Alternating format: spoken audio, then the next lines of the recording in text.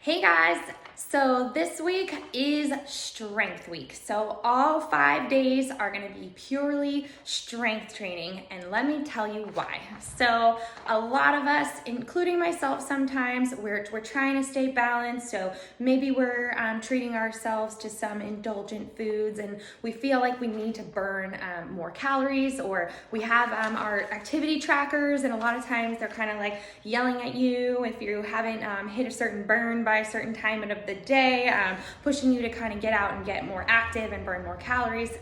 So we get in this mindset that we need to do more. And a lot of times what we do is we push it with the cardio, or go for an extra run, or anything along those high intensity cardiovascular type activities.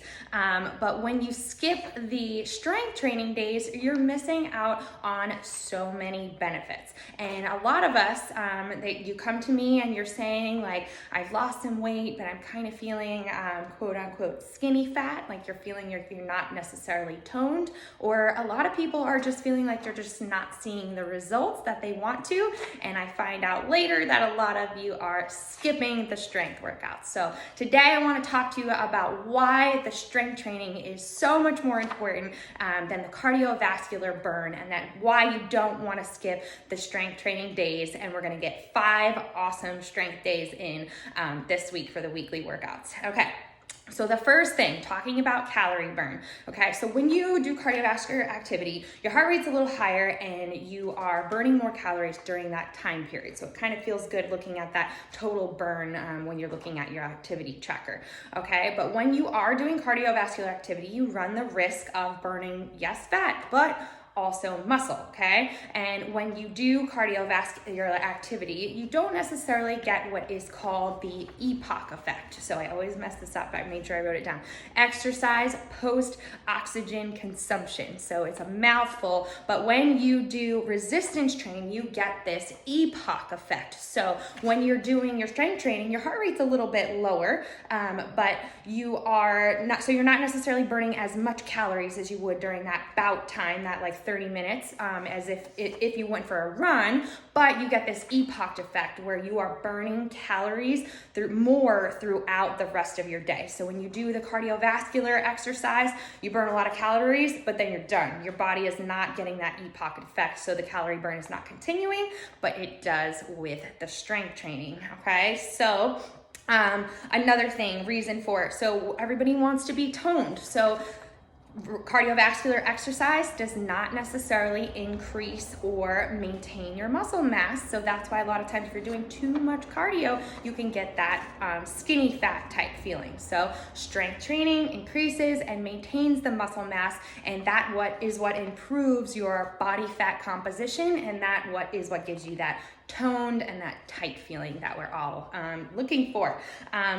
Another thing, strength training is lower impact. So things like running and burpees and jumping jacks and knee tucks, they're all great for you, but just like everything else, in a balanced way, in moderation. If you're doing high impact, constantly pounding on those joints like that, it can cause some injuries. So doing the lower impact strength training helps you stay balanced and do this for the long term, right? Longevity and consistency is our goal.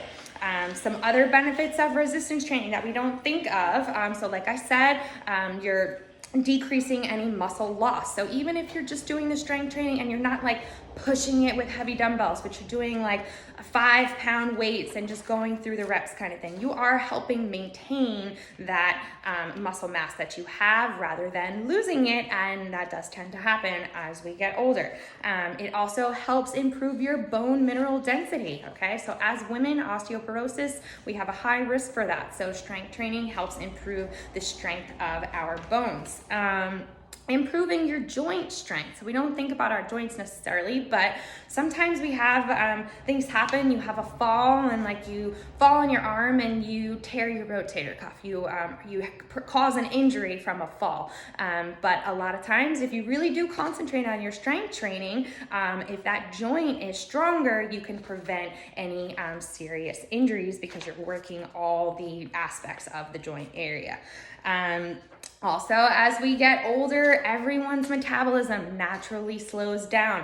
Maintaining and increasing that muscle mass helps improve your metabolism and prevent it from slowing down. So what that means is basically the less hard you have to work, because if your metabolism's working great, you don't need to be doing tons and tons of exercise, and keeping that metabolism healthy comes from strength training.